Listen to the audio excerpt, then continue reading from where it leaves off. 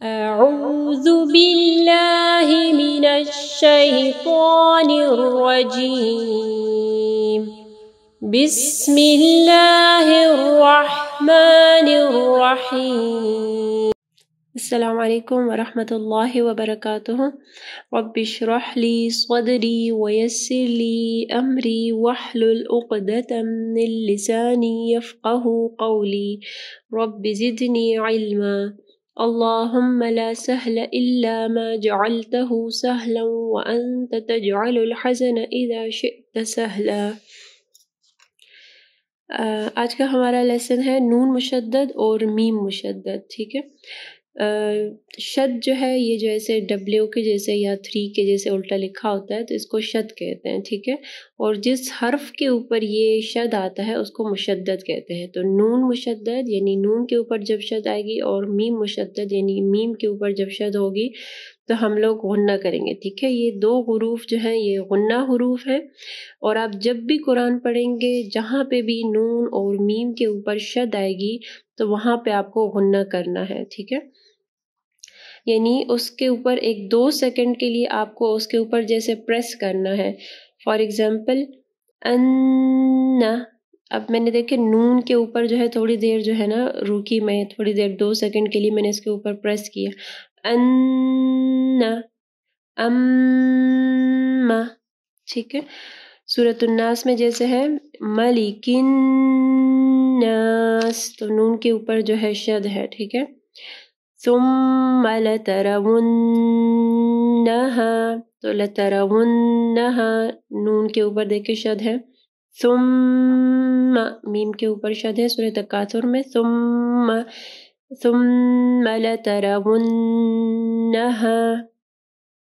ایسے ہی میم کے جو ایگزامپل ہے اما، حما، سورہ مسد میں حما، اس کو حما نہیں پڑھنا، حما، دیکھیں 1-2 سیکنڈ کے لیے میں نے اس کے اوپر جو ہے نا جیسے پریس کیا۔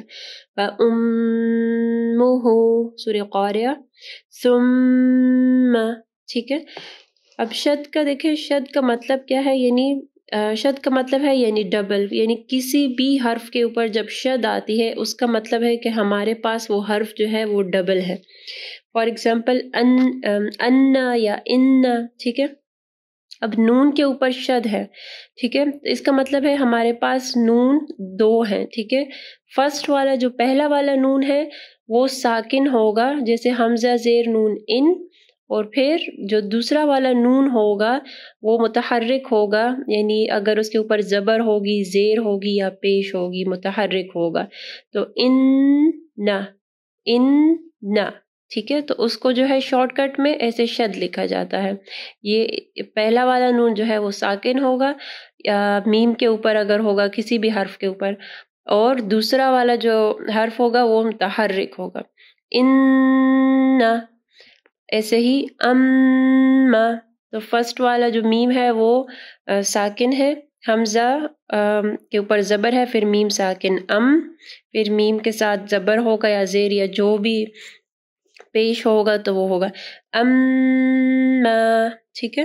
تو شد کا مطلب ہے یعنی ہمارے پاس وہ حرف جو ہے ڈبل ہے، ٹھیک ہے۔ اور نون اور میم جو ہے یہ دونوں حروف جو ہے وہ غنہ حروف ہیں۔ آپ جب بھی قرآن پڑھتے ہوئے دیکھیں گے نون اور میم کے اوپر جو ہے شد ہے تو آپ کو جو ہے وہاں پہ غنہ کرنا ہے، یعنی اس کو تھوڑی 1-2 سیکنڈ کا اس کو ٹائم دینا ہے، جیسے ان، اما، فَأُمُّهُ هَاوِيَةٌ لَتَرَوُنَّهَا، ٹھیک ہے۔ آج کا ہمارا لیسن یہی تک ہے، آپ اس کی پریکٹس کریں، ٹھیک ہے۔ جہاں پہ بھی آپ دیکھیں گے شد کو تو آپ کو ایسے ہی پڑھنا ہے، ٹھیک ہے۔ انشاءاللہ نیکسٹ لیسن میں ملتے ہیں۔ کسی بھی قسم کا آپ کا کوئی کویسچن ہوگا تو آپ لوگ کمنٹ باکس میں پوچھ سکتے ہیں، آپ کو انشاءاللہ جواب دیا جائے گا۔ ملتے ہیں انشاءاللہ نیکسٹ کلاس میں۔ جزاک اللہ خیرا کثیرا، سبحانک اللہم و بحمدک، اشہد ان لا الہ الا انت، استغفرک و اتوب الیک، استودعکم اللہ الذی لا تضیع ودائعہ۔